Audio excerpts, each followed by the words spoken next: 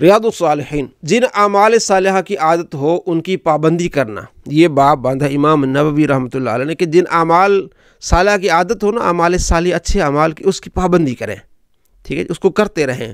آپ کسی کی ہیلپ کرتے رہیں، نماز پڑھتے، تہجد پڑھتے، اس کو کرتے رہیں۔ قال اللہ تعالیٰ، اللہ فرماتا ہے ان اللہ لا یغیر ما بقوم حتی یغیروا ما بانفسہم، اللہ کا ارشاد ہے بے شک اللہ کسی قوم سے اپنی نعمت نہیں بدلتا جب تک کہ وہ خود اپنی حالت نہ بدل دے۔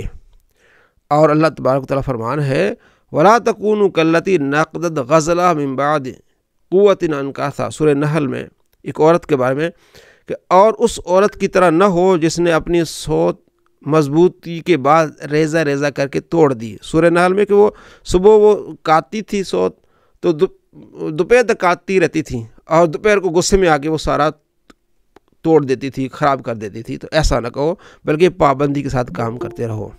آگے اللہ تعالیٰ فرماتا ہے اور ان جیسے نہ ہو جن کو پہلے کتاب دی گئی، پھر ان پر مدت دراز ہوئی تو ان کے دل سخت ہو گئے۔ انشاءاللہ عربی بھی ہم پڑھیں گے آگے جب ہمیں یہ گردانیں آئیں گی نا، تو انشاءاللہ اس پر۔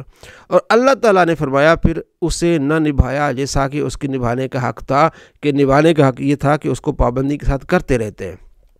حدیث پاک حضرت عبداللہ بن عمر بن عاص صحابی رسول فرماتے ہیں کہ رضی اللہ عنہ کہ رسول اللہ صلی اللہ تعالیٰ علیہ وآلہ وسلم نے مجھ سے فرمایا اے عبداللہ فلاں شخص کی طرح نہ ہو جانا جو رات کو عبادت کے لیے قیام کیا کرتا تھا پھر اسے ترک کر دیا۔ ایسے نہ ہو جانا، یعنی تم قیام کرتے ہو تو قیام کرتے رہنا، نیک عمل کرتے ہو تو اس کو کنٹینیو رکھنا، اس کو ترک نہیں کرنا۔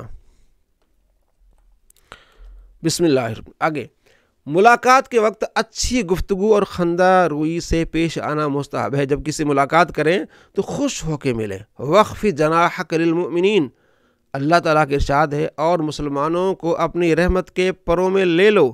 اے بابو اپنی رحمت کے پروں میں لے لو، بس آپ باہیں کھول کے ان کا استقبال کرو۔ اور اللہ تعالیٰ نے فرمایا اور اگر آپ تنگ مزاج سخت دل ہوتے تو وہ ضرور آپ کی گر سے پریشان ہو جاتے، آپ کے قریب نہ آتے۔ تو آپ سخت مزاج نہیں ہیں، آپ خوش مزاج ہیں، خوش اخلاق ہیں۔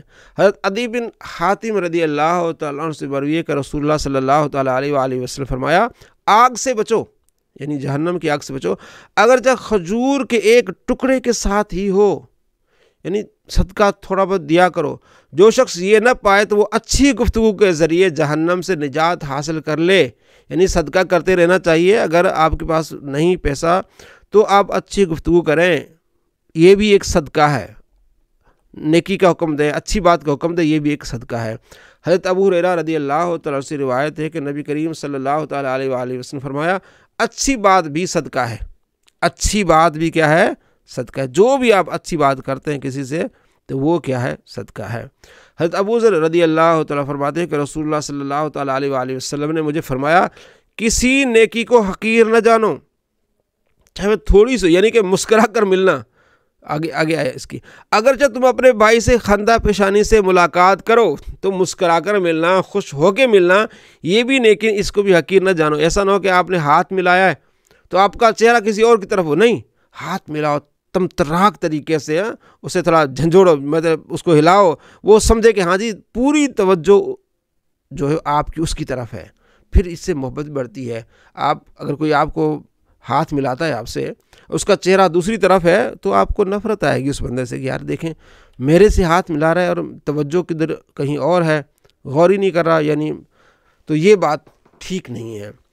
اچھا، مخاطب یعنی مخاطب کو مخاطب جو بولنے والا ہوتا ہے، مخاطب، آپ میرے مخاطب ہیں، مخاطب کو سمجھانے کے لیے بات کی وضاحت کرنا اور مکرر لانا مستحب ہے، یعنی بات کو تکرار میں لانا جبکہ اس کے بغیر سمجھ نہ آئے۔